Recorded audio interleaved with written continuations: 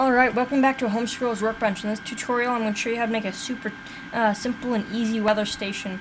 So what you'll need for this project will be our Arduino Pro Mini and its header pins. The only pin which you're going to solder on right now is going to be the programming power pin row. You also need breadboard. You need a total of 9 jumper wires. Male to female is nice, but you can get away with male to male. You need a DHT sensor. You can either use the DHT11, DHT21, or DHT22. I chose the DHT22. The reason being it's got a nice range and it's got a good accuracy. You also need a micro SD card or a normal SD card and a matching module. You need some 3-strand wire. I'll talk about how, what length you need later in the video.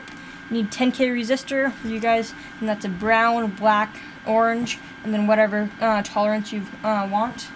You also need wire cutters, a breadboard, safety glasses, a soldering iron or station, and stuff to program the Pro Mini if you're going to use it. The plus to this weather station is that it's only $11 as of the end of 2016, and it logs that temperature and humidity which it collects from the sensor. Alright, let's get started. So that one, we'll put the pin outs on each of them. Okay. And this one will be local, so we'll just solder the end ones to it. As you can see right there, it's got the Arduino Pro Mini, Uno, and Mega.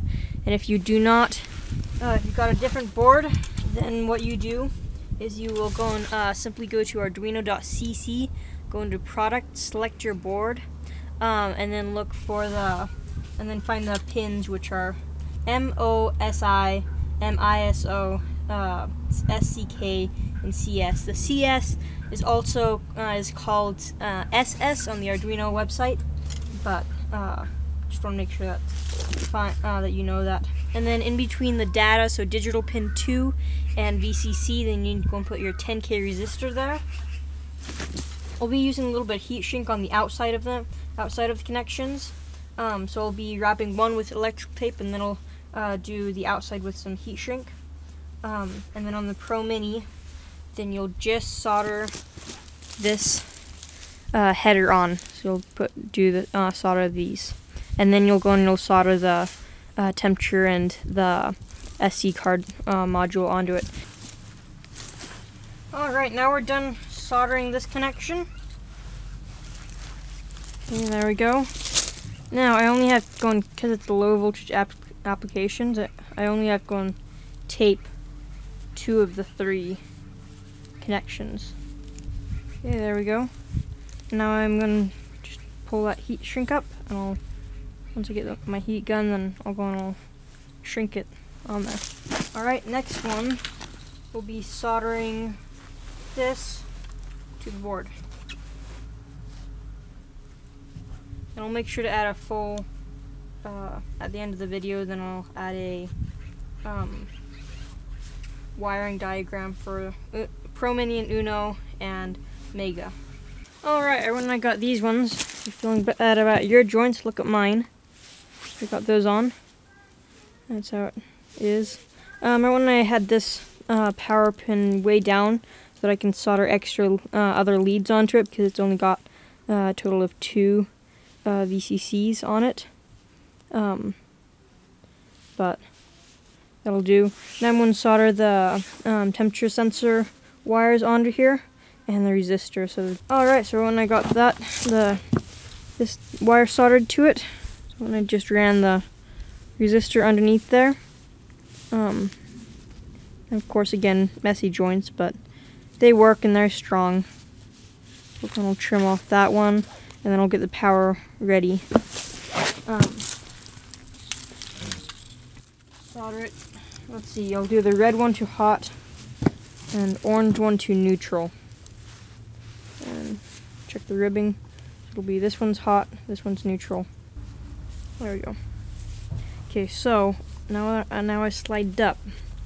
But what I need to make sure I do is I make sure that I do RH, so red hot, O-N, so that people, when I go later, then I can tell, oh, the red one's hot, the orange one's neutral. Alright, green one's data. So GD. Let's see what one's hot. Orange one's hot. Wait, no. Yellow one's hot. Because the orange is coming from it. YH. Y. And then blue one is neutral. So BN. BN. Alright. There we go. Now let's see. Now we need to shrink the tubing. And I think just test it. Okay. Alright, and there we go. Now it's ready. We're going to head downstairs and test it. Alright, now I'm going to upload the sketch to it. First I'm going to change it so that it's running every 2 seconds. Okay, change that. Okay, every 2 seconds. Save it. Alright, I'm ready to press that reset button. As soon as it says uploading. Alright.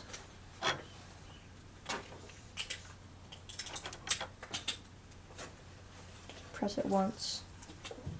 Alright, there we go. Now we've got it. It should be... There we go. We've got data coming in on there. Alright, now so we have a little bit of difference, so I'll go and breathe on it. That'll give us a spike, and then it'll come back down, and we'll be able to graph that quite nicely. Alright, that should be enough. Okay, I'm going to take that micro SD card. Well, I'm going to hold down reset while I'm doing it. Alright, so there we go. We have the folder open. We're going to open up that file. Going to select it. Now Control C. Now we're going to go to the Linux version of Excel. Now we've got it open. We're going to do Control V. We're going to separate it by a comma. Okay. Alright, we're going to say OK. We're going to now insert a graph. I like the line one. You can choose whichever one you prefer. I'm going to go to next. Now we're going to name each of the columns. So one of them will be H, one of them will be T for temperature, H for humidity. You can also do this in Excel. I'll make sure to go and post how to do that on my blog, ahomeschoolsworkbench.com. No, sorry about that. ahomeschoolsworkbench.weebly.com. I'll put a link in the description. Alright, there you go. That's the first test. Now we're going to go out and set it up and run it for 24 hours, and we'll graph the results. Alright, so when I set it out right about 24 hours ago, and what I did was I went and I hot glued the temperature sensor up there. I'll tilt the camera so you can see. Right up in that corner right there.